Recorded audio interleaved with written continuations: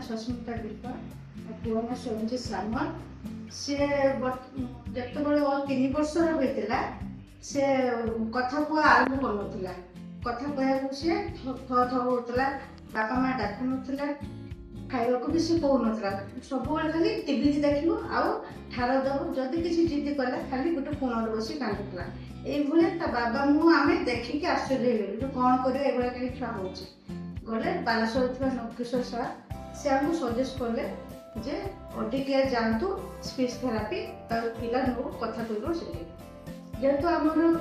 जलेश्वर घर सर कहले जलेश्वर भी अच्छी स्पीच थेरापी सेंटर आम आसिकी जलेश्वर मैडम को देखा करूँ एडमिशन कलु एडमिशन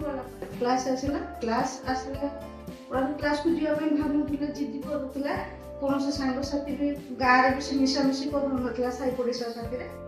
गोटे सप्ताह मध्य मैडम को सहित भी आटाच कथबार्ता भी धीरे धीरे बापा माँ डाकू ना बापा माँ भी डाकिला घरे भी खावा को दियो बोली कहला धीरे धीरे ता व्यवहार चेंजेस है गोटे मास भितर पिला बहुत डेभलप है पाखा सांगसाथी मिसिला कथा कहला ये पुणी बर्तमान मोर ये गोटे वर्ष होगा ओडी केयर को अशेष धन्यवाद।